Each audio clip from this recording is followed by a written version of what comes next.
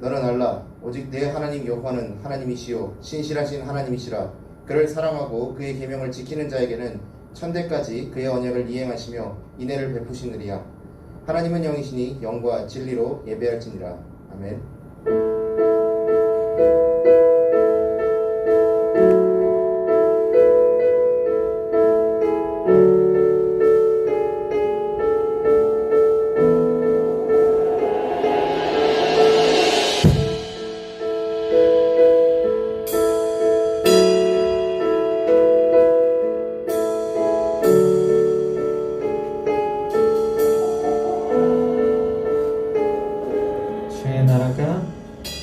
주의 나라가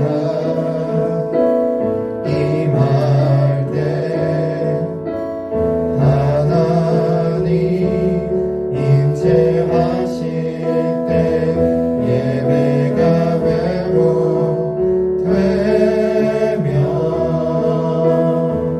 기적은 일어나네.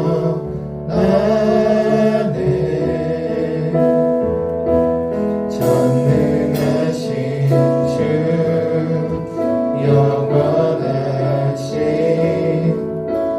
능력의 통치자 자유가 선포되어 주 백성 돌아오네.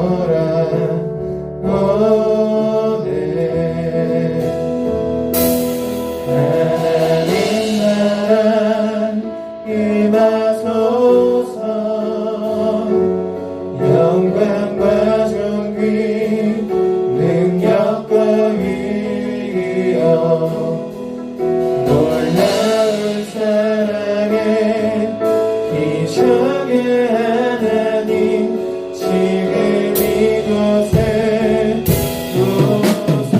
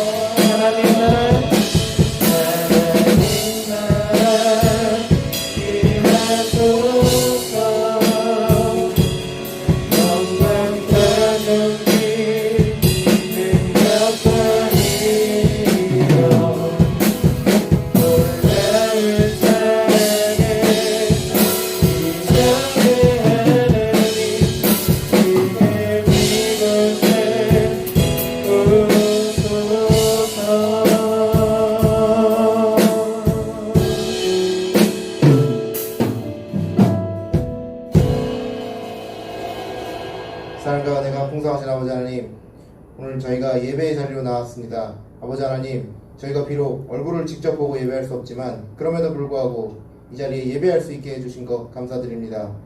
예배를 드리는 이 시간 하나님을 향해 우리의 마음을 다잡고 더 집중할 수 있도록 도와주시옵소서. 에스라와 느헤미야를 통해서 선포하신 회개의 말씀을 우리가 마음에 담을 수 있게 하시고 화려한 겉모습이 아니라 우리 자신의 내면을 돌아볼 수 있도록 도와주시옵소서. 나 자신의 작은 경건한 생활에서 하나님께서 기쁘시게 받으시는 나라가 시작될 줄로 믿으며 우리 모든 죄를 사하시는 예수 그리스도 이름으로 기도드리옵나이다. 아멘. 만일 우리가 우리 죄를 자백하면 그는 미쁘시고 의로우사 우리 죄를 사하며 모든 불의에서 깨끗하게 하실 것이요. 아멘.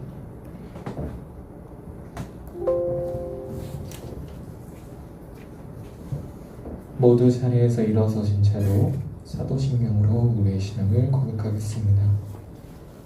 나는 전능하신 아버지 하나님 천지의 창조주를 믿습니다. 나는 그의 유일하신 아들 우리 주 예수 그리스도를 믿습니다. 그는 성령으로 잉태되어 동정녀 마리아에서 나시고 본디오 빌라도에게 고난을 받아 십자가에 못 박혀 죽으시고 장사된 지 사흘 만에 죽은 자 가운데서 다시 살아나셨으며 하늘에 오시어 전능하신 아버지 하나님 우편에 앉아 계시다가 거기로부터 살아있는 자와 죽은 자를 심판하러 오십니다.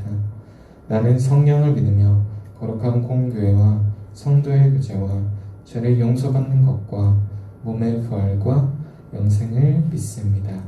아멘.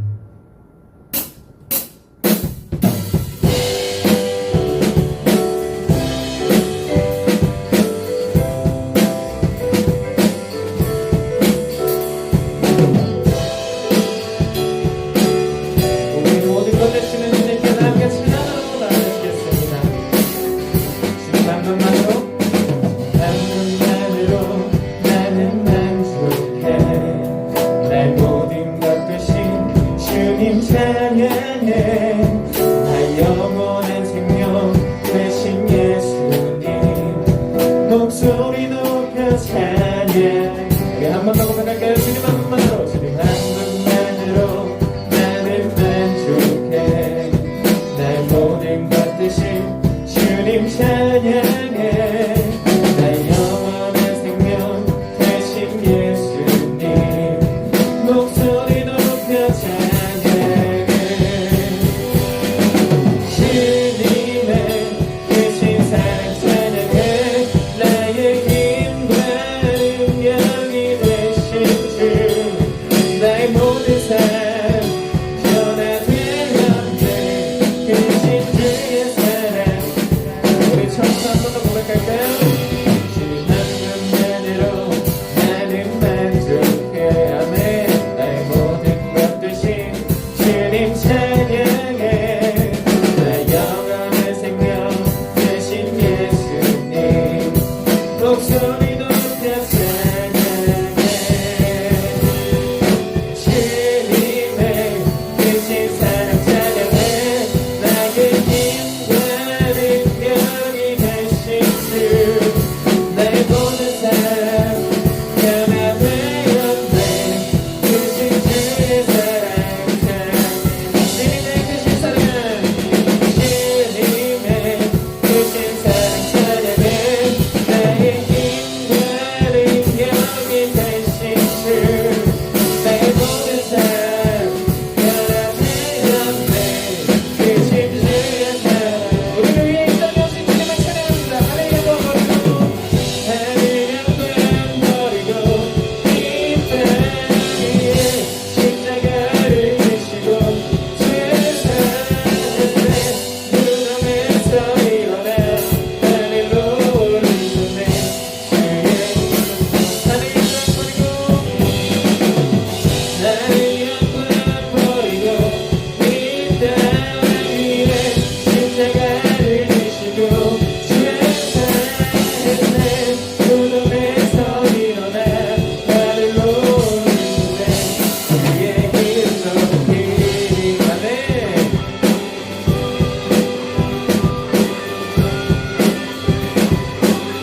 우리 처음부터 고백합시다. 주의 이름 높이며 주를 찬양하나이다. 나를 구하러 오신 주를 기뻐. 우리 한 번 더 고백합시다. 주의 이름 높이며 주의 이름 높이며 주를 찬양하나이다.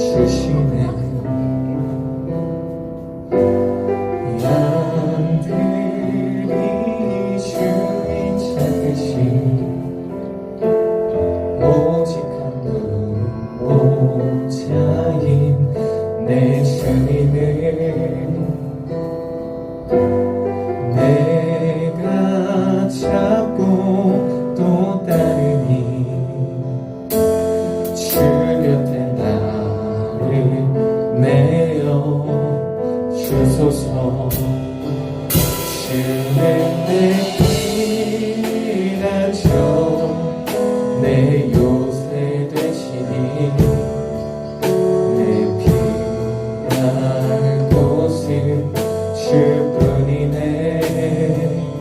나 돌아갈래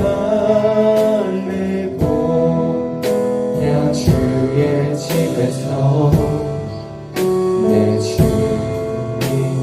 맞아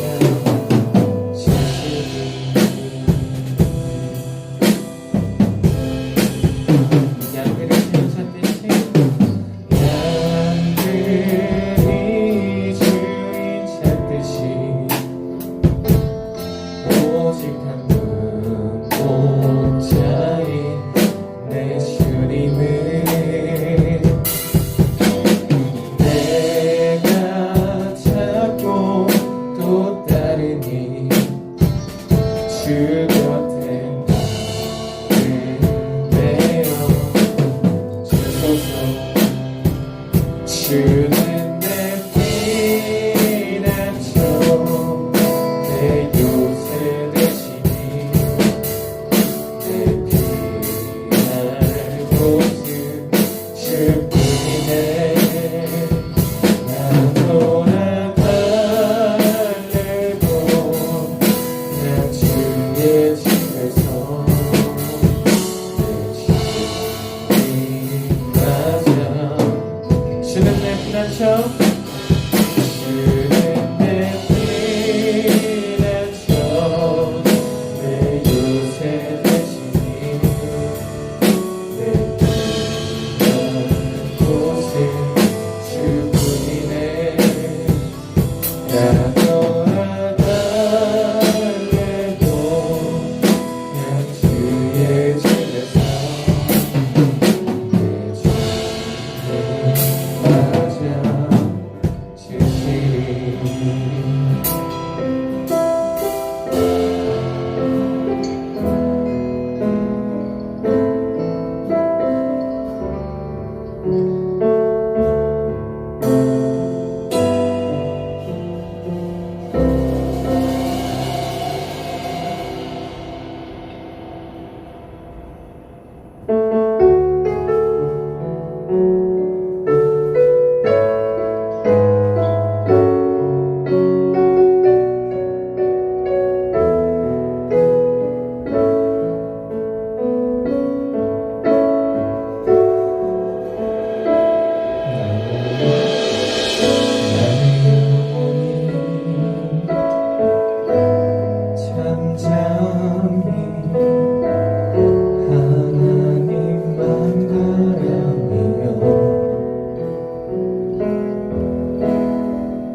나의 구원이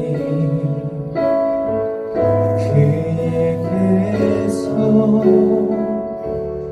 나는 도다. 나의 영혼아 잠잠히 하나님만 바라라. 나의 소망이 저에게서 나는 도다. 오직 신앙이 나의 반석 나의 구원이시니 시간이 나의 산소 내가 요동치 아니하리.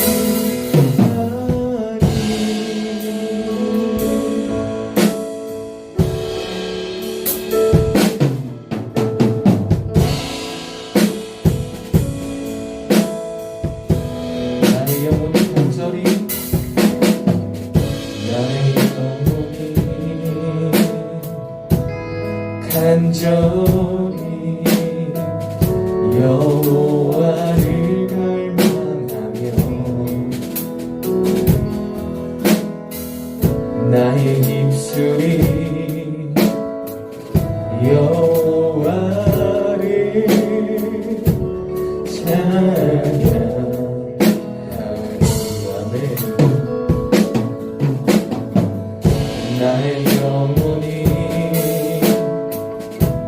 즐거이 여호와를 따르리니 나의 평생에 여호와를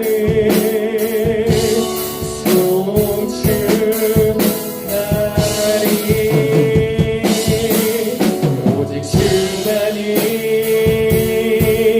나의 반석 나의 구원이시니 오직 주만이 나의 산소 내가 요동치 아니하리 오직 주만이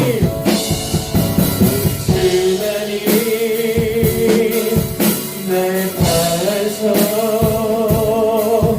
나의 구원이시니 아멘 오직 주만이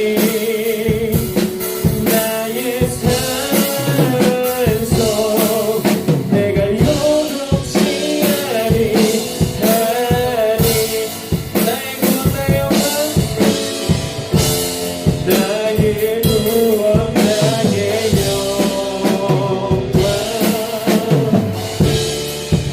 하나님께 있으니 아멘 내 힘에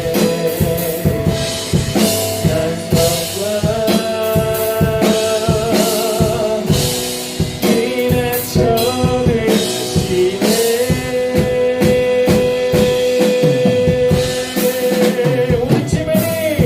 오직 주만이 나의 반석 나의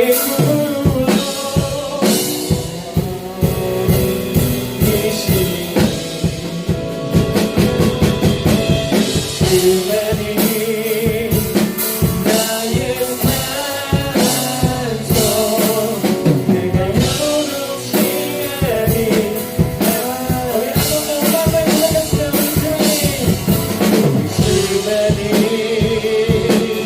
주만이 나의 반석 나의 구원이시니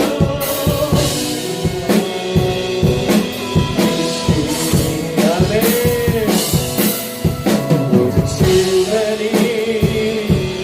나의 산소 내가 요동치 아니하니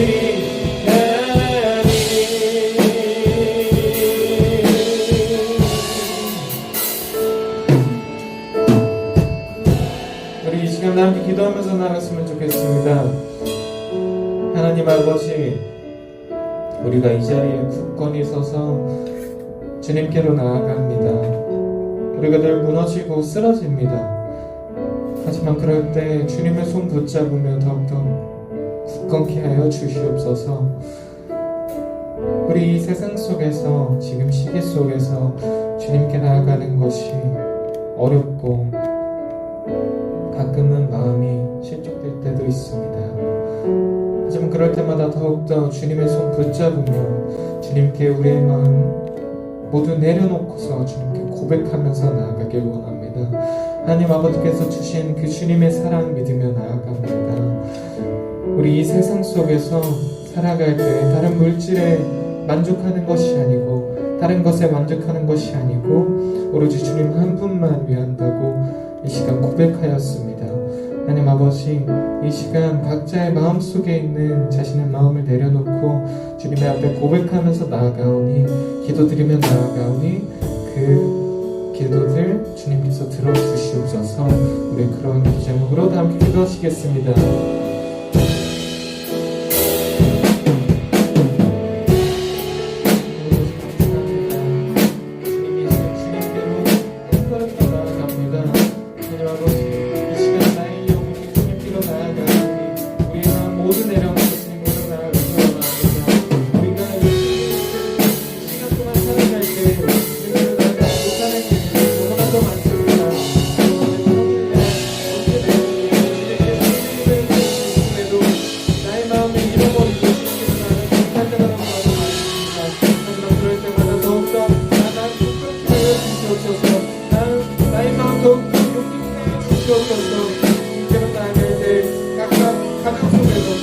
주시옵소서. 학교에서 자신의 마음 올바르게 사용할 수 있는 그리스도인 될 수 있도록 이끌어 주시옵소서. 우리 다른 사람들에게 받고 에도 당당하게 대답할 수 있는 그리스도인이 될 수 있도록 이끌어 주시옵소서. 우리 공적으로 공격받는 사람들이 너무나도 많이 있습니다. 아버지, 주님의 계획 속에서 살아가며 오늘의 정을 기억하면서 나아가오니 나의 마음 온전히 내려놓고 주님의 계획 속에서 살아갈 수 있는 그리스도인으로 사람이 될 수 있는 그런 예배가 될 수 있도록 이끌어 주시옵소서. 우리 전도사님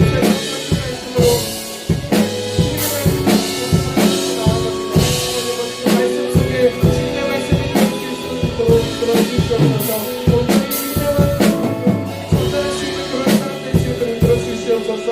우리가 이 시간 속에 나아갈 때 우리의 마음 온전히 내려놓고 십자가 앞에 내려놓고 주님께서 고통받으시고 십자가 고통을 가지고 나아갑니다. 주님께서 얼마나 고통받으셨는지 우리 죄를 위하여 시간의 몸을 내려오시고 얼마나 고통을 받으셨는지 다시 한번 기억하게 되는 그런 예배 될 수 있도록 우리의 마음을 이끌어 주시옵소서.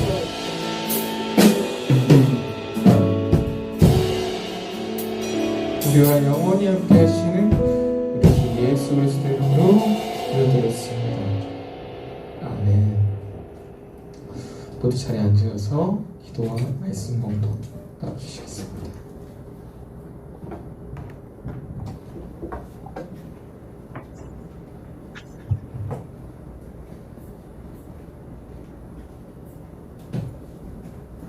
하나님 아버지 감사합니다. 코로나가 심하지만 저희들 모두 건강하게 지내게 해주셔서 감사합니다. 그리고 화상으로라도 수업하고 이렇게 예배드릴 수 있게 해주셔서 감사합니다. 지난 일주일간 하나님의 뜻대로 살았는지 돌아봅니다. 하나님 말씀을 가까이 하지 못하고 저희의 생각과 마음대로 살았던 것을 용서해주세요. 하나님 자녀로서 하나님 뜻대로 살아가는 저희가 되게 해주세요. 오늘 말씀을 전하실 전도사님과 함께 해주셔서 성령 충만한 시간을 갖게 해주세요. 예수 그리스도의 이름으로 기도합니다. 아멘.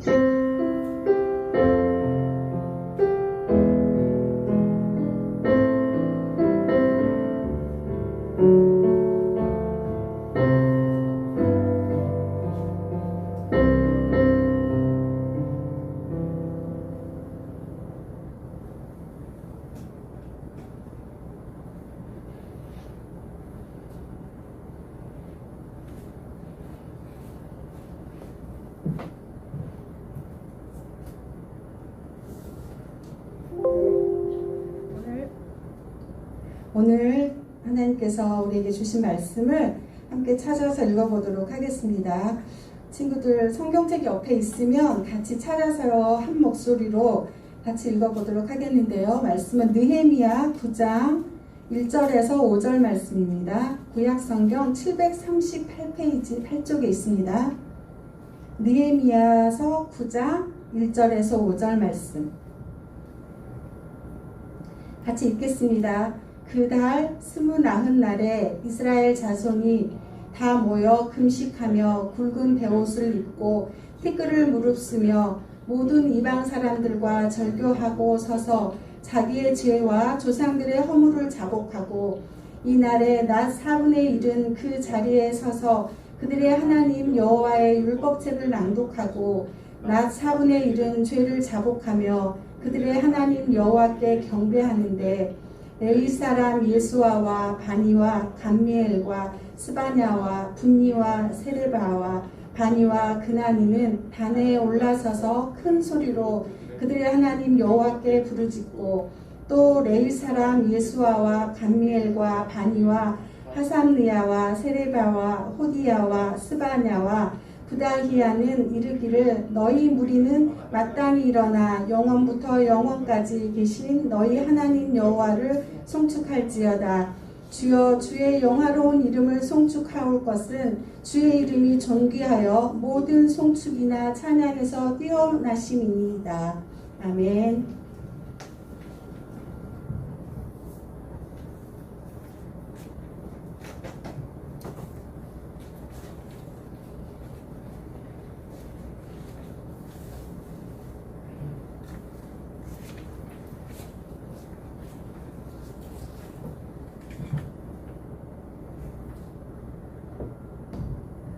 다 함께 기도하시고 말씀을 듣도록 하겠습니다. 사랑과 은혜가 풍성하신 아버지 하나님, 저희가 오늘 느헤미야의 말씀을 나누고자 합니다. 아버지 하나님, 에스라와 느헤미야를 통해서 하나님이 주신 하나님께 드리는 정말 참된 회개가 무엇인지 우리가 이 자리에서 묵상할 수 있게 도와주시고, 아버지 하나님, 우리의 작은 경건으로부터 하나님 나라가 시작된다는 것을 우리가 잊지 않도록 도와주시옵소서. 감사드리며 예수님의 이름으로 기도 올리옵나이다. 아멘. 할렐루야. 네, 자연교회 중등부 여러분, 네, 반갑습니다. 한 주간도 잘 지냈죠? 전사님은 이제 개강하고 나서 약간 시차 적응이 좀 필요했습니다. 지난 한 주간 이제 개강을 했는데, 보통 이제 개강하기 전에 우리가 방학을 할 때는 어떻죠? 아침 시간에 안 일어나고 보통 아점을 많이 먹죠. 왜냐? 1시에 보통 다 일어나거나 그럴 수 있는데, 나만 그랬나? 어쨌건 우리가 왜 전사님이 시차 적응이 필요했냐면, 개강을 한 다음에 전사님은 좀 이제 장신대를 다니다 보니까 큰 생활의 변화가 있었습니다. 무엇이냐면 바로 새벽 기도입니다. 장신대 신대원에 들어오게 되면 어떻게 되냐면 의무적으로 이제 경건학기라는 것을 하게 됩니다. 그게 무엇이냐면 한 학기 동안 어디에 살든지 상관없이 기숙사에 살아야 되는 것입니다. 그러니까 우리가 처음에 이제 신대원에 들어와서 이제 많은 전도사님들이 굉장히 힘들어하셔요. 왜 그러냐? 이 6시에 무조건 일어나야 됩니다. 이 새벽 기도도 계속해서 많이 빠지면 안 됩니다. 얼마나 빠질 수 있냐면은 한 학기에 총 6번까지만 가능합니다. 7번 이상 빠지게 되면 어떻게 되냐면 바로 퇴사당합니다. 그러면 이제 집으로 가야 됩니다. 큰일 나죠. 만약에 집이 이제 서울이 아니라 지방에 사시는 전도사님 같은 경우에는 이제 학업의 지속성을 못하기 때문에 자취를 하든가 아니면은 휴학을 해야 되는 그런 사태까지 발생할 수가 있습니다. 그런데 이렇게 어려운 새벽 기도가 있는데, 이 새벽 기도를 아주 심장이 쫄깃하게 이제 즐기시면서 나가시는 분들이 계셨습니다. 이게 어떻게 가능한가 이제 전사님이 생각을 해보니까 이런 말이 떠오르더라고요. 사람은 적응의 동물이라는 말씀이 떠올랐습니다. 제가 실제로 있었던 일입니다. 제가 이제 장신대 학부부터 시작해서 지금 현재 기숙사를 7년째 살고 있습니다. 나름대로 엄청 오랫동안 살았죠. 그래서 생각보다 제가 이제 기숙사에 대해서 많은 에피소드가 있었는데, 같이 사는 그 선배, 형님, 전도사님, 지금은 목사님들이신데 그분들이 이렇게 얘기하시는 거예요. 그러니까 처음에 6번밖에 기회가 없지 않습니까? 확실하게. 그러니까 이게 초반부에 늦지 않게 일어나도록 항상 이제 긴장하면서 이제 자야 돼요. 그렇지 않으면은 빠지게 되면 이제 한 번, 두 번 쌓이다 보면 이게 이제 마지막에 실수했을 때 이제 돌이킬 수 없는 결과가 있기 때문에 그렇습니다. 그러니까 이제 전사님이 일어날 때 저만 일어나서 갈 수가 없지 않습니까? 같이 사는 사람들한테 같이 깨웁니다. 형님 지금 6시요. 얼른 지각하기 전에 빨리 가야 됩니다. 이렇게 제가 깨웁니다. 그랬더니 그 선배 전사님께서 하시는 말씀이 이겁니다. 진서가 괜찮다. 몇 년 동안 내가 했는데 겨우 그러겠느냐 이러는 겁니다. 자, 이분들은 제가 여태까지 본 분들 중에서 초고수십니다. 어떠냐? 개강 첫 주에 보면은 보통 우리가 화요일부터 이제 금요일까지 수업이 있는데 4번이에요, 4번. 그러면 그때가 이제 새벽 기도가 4번이 있는데, 그거 하고 이제 다음 주 3번까지 해서 2번까지 해서 6번을 초반부에 다 빠지셔요. 그러고 나서 이제 한 학기도 빠지지 않고 계속 나가시는 거예요. 그거 보면서 전도사님이 저와 같은 이런 하수와는 정말 다르구나, 의지가 참 다르시구나, 이런 생각을 많이 했습니다. 그런데 우리가 신앙생활을 하면서 이렇게 심장이 쫄깃하게 이렇게 한 번 빠지면 어떠나 이렇게 사는 것은 사실은 좋지는 않습니다. 왜냐하면 우리가 항상 꾸준하게 항상 신앙생활을 이어나가야지, 언제 이제 떨어질지 모르는 기숙사에서 떨어져서 언제 이제 휴학을 할지 모르는 그런 위기 가운데 이렇게 사는 것처럼 불안불안하게 하는 것은 항상 좋지 않아요. 뭐든지 안정적으로 하는 것이 우리들이 다 좋아하는 바입니다. 자, 오늘 본문은 느헤미야 9장의 말씀입니다. 우리가 있는 개역개정 성경에서는 성경책을 빨리 찾을 수 있게 펴보시면 이제 손톱 모양을 이제 파놓은 거 좀 있죠. 거기에 보시면 이제 창출 내, 그 다음에 민신수 이거 쭉 이어지다 보면 이제 왕데스 느에욥 이렇게 나와요. 이렇게 나오기 때문에 오늘 읽은 본문이 느헤미야니까 당연히 느에 해당하는 것이 느헤미야일 것이다라는 거는 모두가 다 쉽게 알 수 있습니다. 그리고 근데 그러면 느헤미야 전에 있었던 거는 보니까 왕데스로 끝났으니까 스죠. 그러니까 우리는 스는 뭐냐면 에스라라고 돼 있어요. 그래서 사람들이 이제 에스라서 다음에 이제 느헤미야서가 온다 이렇게 많이들 알고 계십니다. 그러나 우리가 그래서 이게 별개의 책으로 이루어져 있다고 생각하는 경우가 많아요. 근데 실제로는 같은 책이에요. 에스라 느헤미야서는 사실 분리된 책이 아니라 완전 아예 하나의 책으로 히브리 성경에서는 써 있어요. 그렇기 때문에 이 에스라에서 나왔던 묘사가 느헤미야하고 그대로 공유되고 있습니다. 지난 시간에 전사님이 여러분들과 함께 이제 이사야 45장의 말씀을 나누었던 적이 있었어요. 자, 고레스 칙령과 관련된 말씀이었습니다. 자, 이 고레스 칙령이 이제 선포된 배경을 보면은 이제 이스라엘 역사를 보면 다음과 같습니다.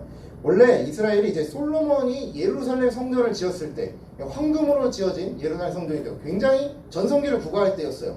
그때까지만 하더라도 이스라엘은 주변 국가들과 중개무역을 통해서 남부러울 것이 없는 부를 축적하고 지혜도 솔로몬의 지혜 때문에 날로 나라가 강해졌어요. 그렇지만 이게 솔로몬이 우상숭배를 하게 되면서 갈라지게 됩니다.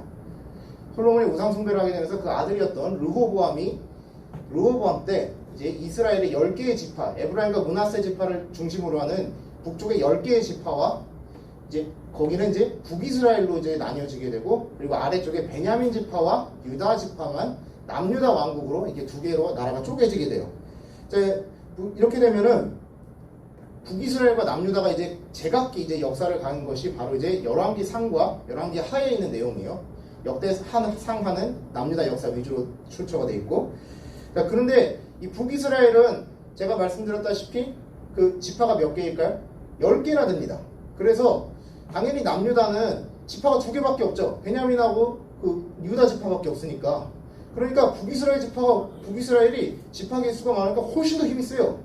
국력으로 보면 군사력이나 경제력이 상대가 안 됩니다. 거기다가 이제 북이스라엘은 그 지형적으로도 이제 농사가 잘 되는 좋은 땅을 갖고 있어요. 에스드라 엘론 평야라고 하는데 거기가 에브라임 지파와 그리고 므낫세 지파가 이제 차지하고 있는 그 지역이기 때문에 사마리아 산지 이런 데가 굉장히 농사하기도 좋습니다. 다 모든 것이 우월해요. 그러나 한 가지 안 좋은 것이 하나 있었어요. 가장 취약한 점이 뭐냐? 이스라엘은 하나님을 믿는 국가지 않습니까? 그러니 당연히 특별한 절기 때 당연히 예루살렘 성전에 와가지고 우리가 희생제사를 드리게 되는 것을 우리가 알고 있습니다. 그런데 성전이 어디에 있을까요? 성전은 남유다 왕국에 있죠. 유다 지파가 속한 남유다 왕국에 있으니까 이 북이스라엘과 남유다를 이렇게 나뉘어진다 하더라도 실제로 백성들은 어디로 간다? 남유다 왕국에 이제 절기 때마다 내려가게 돼 있습니다. 그래서 남유다 왕국에서 그래서 성전에 가서 예배를 드리니까 이 북이스라엘 왕국의 당시 지도자가 누구였냐? 여로보암이라는 사람이었어요. 그 여로보암이라는 사람이 계속 생각을 하는 겁니다. 계속해서 이제 북이스라엘 사람들이 지속적으로 남유다 왕국에 성전에 예배를 하러 가게 되면 나는 결국에 정통성에서 떨어지기 때문에 결국에 나는 권력을 잃고 남유다에 흡수합병된다 이렇게 생각한 거예요. 그래서 어떻게 됐냐? 이 사람이 머리를 써요. 머리를 써서 그 금송아지를 섬기겠다 했죠. 자, 그런데 여러분들 이거를 들어보면 조금 뜬금없을 수 있어요. 왜냐? 이미 출애굽기에서 모세가 십계명을 받으려고 이제 시내산에 이제 하나님을 만나러 올라갔었던 거 우리가 다 기억하고 있습니다. 그런데 그때 이제 그동안에 이제 이스라엘 백성들이 잘 기다리고 있어야 되는데 모세가 안 오니까 금송아지 상을 만들었다고 우리가 알고 있어요. 그래서 이제 금송아지는 당연히 우상으로서 이제 이스라엘 백성들의 각인이 되어 있는데 이게 어떻게 가능했느냐 이겁니다. 왜냐하면 출애굽을 하면서 이스라엘 백성들한테는 하나님께서 이집트를 치시는 기적이나 이런 걸 다 보았기 때문에 이미 우상숭배에 대한 사실상 교육이 어느 정도 돼 있어요. 그런데도 불구하고 이게 어떻게 가능했느냐? 우리가 열왕기상 7장 25절을 한번 읽어보도록 하겠습니다. 자, 그 바다를 소 12마리가 바쳤으니 셋은 북쪽을 향하였고 셋은 서쪽을 향하였고 셋은 남쪽을 향하였고 셋은 동쪽을 향하였으며 바다를 그 위에 놓았고 소 뒤는 다 안으로 두었으며 이렇게 나옵니다. 여기서 나오는 바다는 무엇이냐면 물두멍 그릇을 의미해요. 우리가 레위기 할 때 성막에 대해서 잠깐 언급을 했었는데 이 희생 제사를 드릴 때 필요한 물을 담는 그릇을 물두멍 그릇이라 해요. 지금 우리나라로 말하면 항아리가 가장 적합할 것입니다. 근데 이거를 바치는 동물이 뭐였냐면 아까 우리가 방금 읽었다시피 송아지상이에요. 송아지상.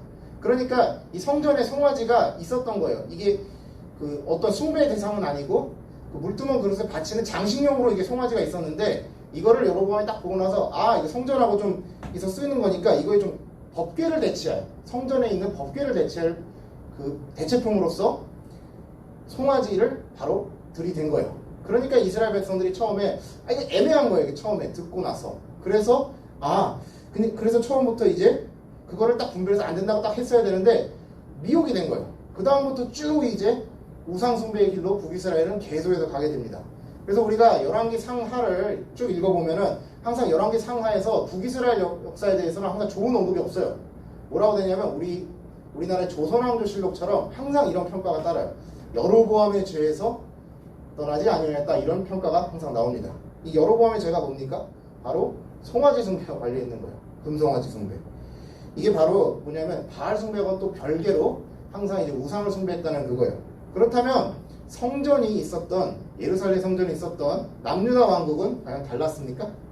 그렇지 않습니다. 마찬가지로 남유다 왕국도 성전은 있었지만 겉으로 외양은 화려할지 모르겠으나 우상 숭배라는 것은 마찬가지였어요. 우리가 예레미야 3장 12절을 한번 읽어보도록 하겠습니다. 너는 가서 북을 향하여 이 말을 선포하여 이르라. 여호와께서 이르시되 배역한 이스라엘아 돌아오라. 나의 노한 얼굴을 너희에게로 향하지 아니하리라. 나는 긍휼이 있는 자라. 노를 없이 품지 아니하느니라. 여호와의 말씀이니라. 아멘. 하나님께서 노를 한없이 품지 않으신다고 하시죠. 그러니까 하나님께서는 불쌍한 마음을 가지고 있다. 이 긍휼이 많다가 그런 뜻입니다. 그래서 하나님께서는 이스라엘 백성에게 끝까지 돌아오라. 우상 숭배했다고 너 바로 죽음? 이게 아니라 돌아오라. 돌아오면 내가 너에게 내릴 벌도 면제해 주겠다. 이렇게 말씀하시는 겁니다. 이렇게 수많은 기회를 주시는 분이 바로 하나님이세요. 바로 하나님은 인내가 많으시고 인자하신 분이시기 때문입니다. 그럼에도 불구하고 남유다 백성들 결국에 어떻게 했죠? 바로 이렇게 바른 말씀을 하나님의 말씀을 전했던 예레미야 선지자를 오히려 거짓 선지자라고 모함하고 그리고 제대로 하나님의 말씀을 전하지 못하도록 재갈을 물리려고 했었어요. 그렇기 때문에 이 남유다 백성도 북이스라엘 못지않게 우상 숭배를 했다 이렇게 딱 얘기할 수 있는 것입니다. 그리고 시간이 지나서 어떻게 되었느냐? 결국에는 남유다 왕국은 바벨론에게 망하게 되고 그리고 북이스라엘 왕국은 아시리아에게 망하게 되죠. 근데 이 바벨론에 이제 다 망하게 돼서 이제 남유다 왕국의 사람들이 전부 다 포로로 끌려가는데 이번에는 포로로 끌려갔던 바벨론이 망합니다. 어느 나라한테? 성경에서 나오는 바사, 그러니까 페르시아에게 망합니다. 그 페르시아의 왕이 바로 고레스였어요. 그런데 이 고레스 왕은 좀 너그러운 사람이었습니다. 어떠냐면 각 민족의 종교를 다 인정해 주시는 분이었어요. 그래서 이 고레스가 비록 하나님을 잘 몰랐을지라도 하나님은 고레스를 통해서 이 이스라엘 백성들이 다시 가나안 땅에 돌아와서 오늘 두 번째 성전을 지을 수 있게 해준 겁니다. 왜냐? 첫 번째 성전은 솔로몬 성전인데 아주 크고 웅장하였지만 바벨론의 느부갓네살 왕이 이거를 철저히 파괴를 해버렸어요. 그러니까 예배드릴 장소가 없습니다. 그래서 오늘 느헤미야와 에스라에서는 다시 이 가나안 땅의 고레스 칙령을 통해 돌아온 다음에 스룹바벨 성전이라는 두 번째 성전을 짓는 이야기하고도 관련이 있어요. 오늘 본문이 이제 느헤미야 9장의 말씀은 에스라 9장에서 10장에서 제사장 에스라가 이제 회개 기도를 하는 장면하고 그대로 이어지는 거예요. 자, 에스라 9장에서 10장을 보면 굉장히 과격한 대처가 하나 나와요. 다 함께 에스라 10장에서 10장 11절을 한번 읽어보도록 하겠습니다. 이제 너희 조상들의 하나님 앞에서 죄를 자복하고 그의 뜻대로 행하여 그 지방 사람들과 이방 여인을 끊어버리라 하니 이게 무슨 말인가요?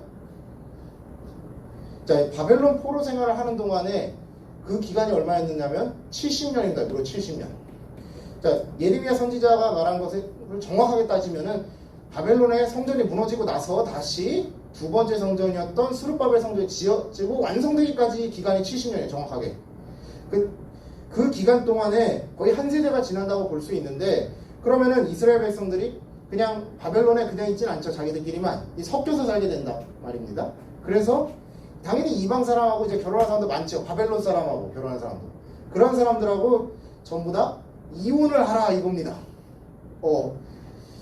이혼을 하라. 이거는 굉장히 사실 과격한 처사인데 우리 현대인으로서는 상당히 이해하기가 어렵습니다.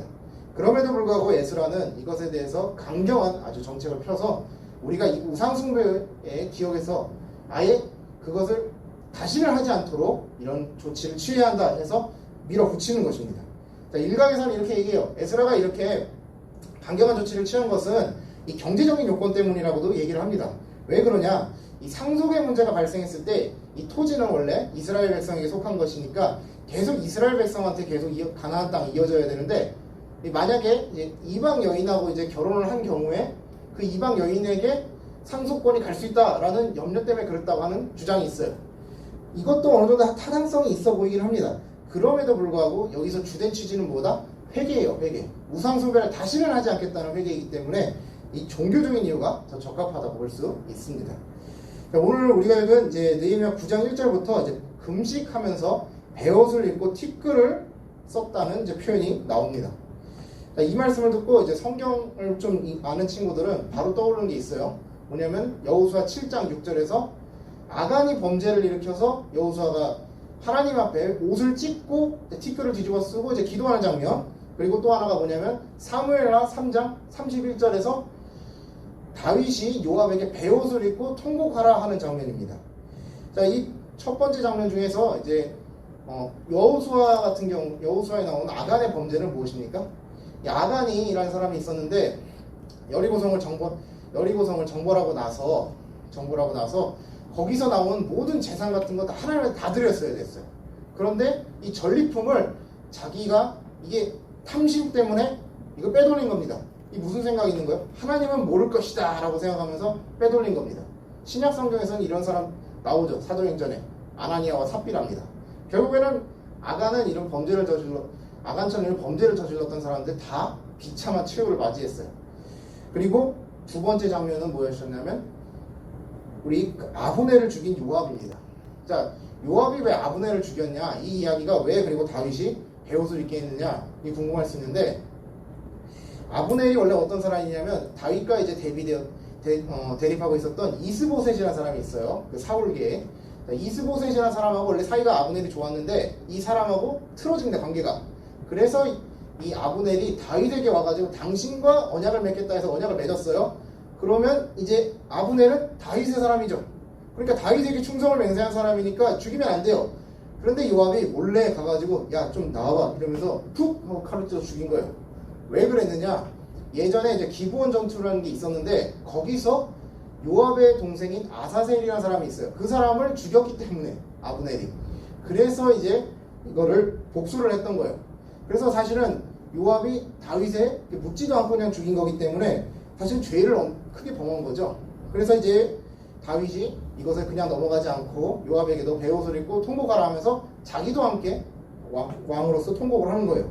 자, 여기 보면은 우리가 절대 놓치지 말아야 되는 것이 있어요. 이 두 장면은 첫 번째 뭐하고 관련이 있다? 죄하고 관련이 있다. 그리고 두 번째가 뭐하고 관련이 있다? 공동체하고 관련이 있다는 것이에요.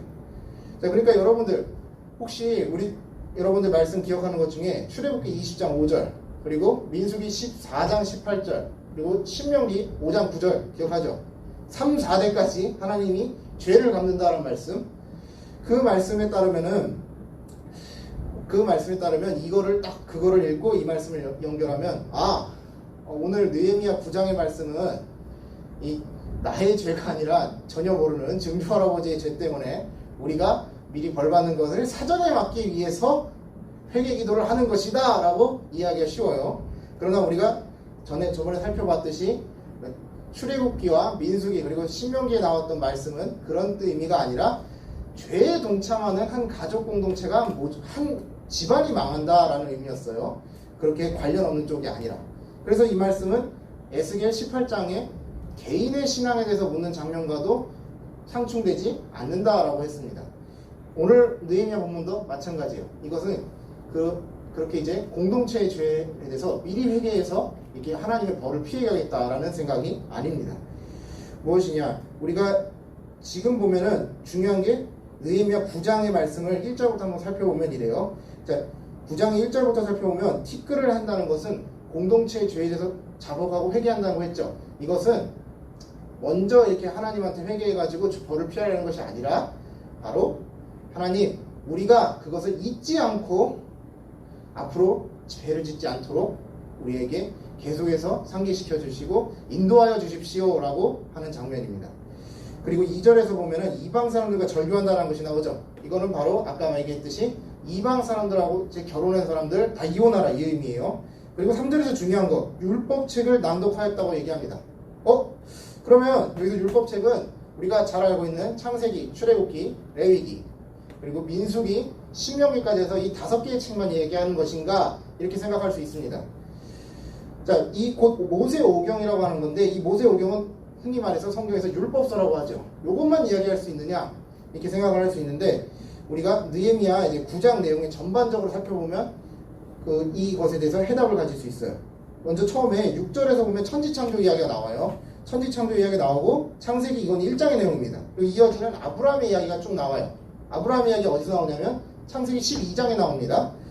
그리고 쭉 이어지면 이게 이제 8장까지가 창세기의 내용이고 9절부터 21절까지가 우리가 잘 알고 있는 출애굽기에서 신명기까지의 내용입니다. 자, 그런데 22절부터 살펴보게 되면은 무엇이 나오냐면 가나안 정복 전쟁에 대한 이야기가 나와요. 자, 가나안 정복 전쟁에 대한 이야기가 본격적으로 시작되는 건 어디냐면 바로 여호수아서의 이야기입니다. 그리고 25절부터 30절까지가 열왕기 상하, 그리고 역대 상하, 예레미야나 이제 이사야를 비롯한 예언서들의 내용이에요.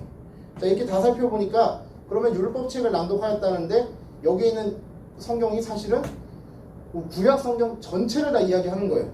그럼 이때는 아직 신약 성경이 없었으니까 구약 성경 전체를 언급하였던 거는 무엇을 의미하냐면 바로 하나님의 말씀 전체를 다 의미한다고 볼 수 있습니다. 오늘 백성들의 회개 기도라는 게 이제 우상 숭배했던 과거를 떨쳐버리고 다시 말씀으로 이제 되돌아간다는 것을 의미하는 것이에요. 바로 이것이 참된 회개라는 것이죠. 하지만 우리가 이렇게 한번 질문할 필요가 있어요. 그러면 정말로 이스라엘 백성들이 이것을 한 다음에 우상 숭배를 하지 않았을까요? 라고 말입니다. 실제로 이스라엘 백성들은 이 회개하는 사건이 있는 다음부터는 우상 숭배를 했다는 기록은 딱히 없습니다. 그러나 엄청난 실수를 하나 저지릅니다. 무엇이냐면 바로 메시아로 오시는 예수님을 알아보지 못하고 십자가에 못 박으라고 동참했던 거죠. 자, 사랑하는 자연교회 중등부 여러분, 이스라엘 백성들이 왜 우상 숭배를 하지 않았지만 더 중요한 예수님을 십자가에 못 박는 행동을 했을까요? 자, 이미 우리는 유대인들이 예수님을 충분히 인정할 만하다는 것을 다 알고 있어요. 자, 이사야 53장의 내용도 나오고, 그리고 이것만이 아니라 구약 성경을 아주 열심히 연구했던 선생님들, 랍비라는 사람들의 이제 문헌까지 있는 것도 다 살펴보았었어요, 예전에. 그런데도 왜 이스라엘 백성들은 메시아이신 예수님을 알아보지 못했을까? 그 이유는 바로 머리로만 알았기 때문에, 머리로만. 진정한 참된 회개는 내가 이제 성경을 이제 지식으로만 아는 것이 아닙니다. 어떻게 하는 거냐면 바로 매일매일 예수님이 하면 어떻게 하셨을지 생각하는 작은 경건에서부터 이제 시작하는 것이 바로 오늘 느헤미야에서는 얘기하는 참된 회개의 본질이라는 것입니다. 저와 여러분 모두 참된 회개가 무엇인지 마음에 새기고 하나님 나라의 가치를 실천하시길 바랍니다. 사랑과 은혜가 풍성하신 아버지 하나님, 저희가 오늘 느헤미야의 회개 기도에 대해서 나누었습니다. 아버지 하나님, 저희는 화려한 교회 외관이나 행사에서 많이 참된 회개를 부른다고 생각하는 경향이 있습니다. 그러나 아버지 하나님, 우리의 작은 경건에서부터 진정으로 회개가 시작되고 아버지 하나님께 영광을 올릴 수 있는 삶으로 우리가 바뀔 수 있다는 것을 우리가 배웠습니다. 아버지 하나님, 우리가 이것을 깨닫고 작은 것부터 시작하여 하나님 나라의 가치를 세상 곳곳에 실천할 수 있는 자연교회 중등부 될 수 있도록 도와주시옵소서. 감사드리며 예수님의 이름으로 기도드리옵나이다. 아멘. 다 함께 봉헌하시는 시간 갖도록 하겠습니다.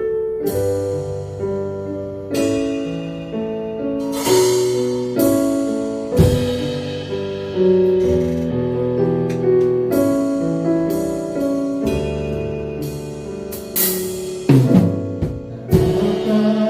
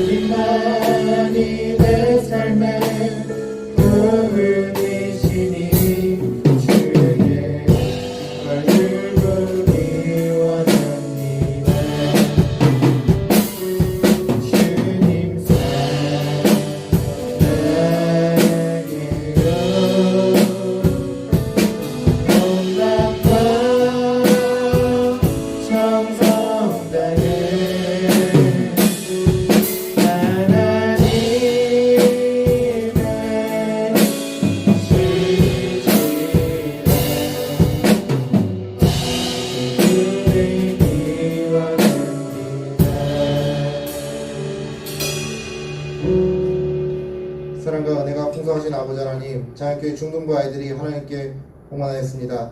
아버지 하나님, 이 헌금의 물질과 마음을 담아서 드리니 아버지 하나님께서 기쁘게 받아주시고 아버지 하나님께서 더 큰 것으로 채워주실 걸로 믿습니다. 그래야 아버지 하나님께 더 큰 영광 올릴 수 있는 자연교회 중등부 될 수 있도록 도와주시옵소서. 감사드리며 예수님의 이름으로 기도 올리옵나이다. 아멘. 다 함께 주기도문 하시고 예배를 마치도록 하겠습니다.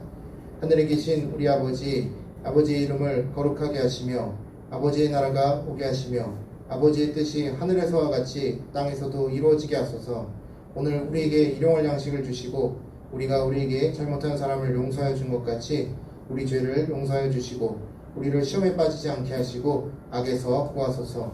나라와 권능과 영광이 영원히 아버지의 것입니다. 아멘. 다 함께 자리에서 일어서서 찬양으로 예배를 마치겠습니다.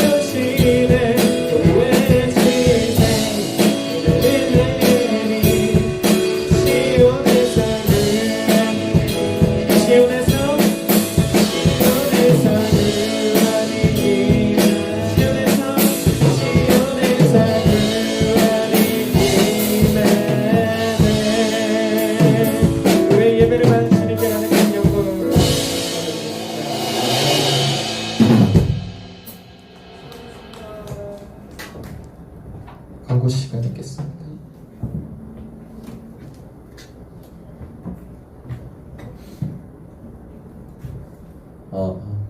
네, 중등부 소식 전해드리겠습니다. 예배는 하나님과의 소중한 약속입니다. 온라인 예배 줌으로 지금 예배를 드리고 있으니까 학생 여러분들 다음 주에도 꼭 참여해 주셨으면 좋겠습니다. 코로나를 예방하기 위한 방역 지침을 잘 지킵시다. 그리고 성경 필사는 하반기에도 계속됩니다. 적극적으로 참여해서 하나님의 말씀과 가까이 하는 중등부 친구들 되었으면 좋겠어요. 그리고 개학을 해서 이제 학교 생활에 잘 적응하고 있는 선한 영향력을 나타내는 친구들이 되었으면 좋겠습니다. 네, 감사합니다.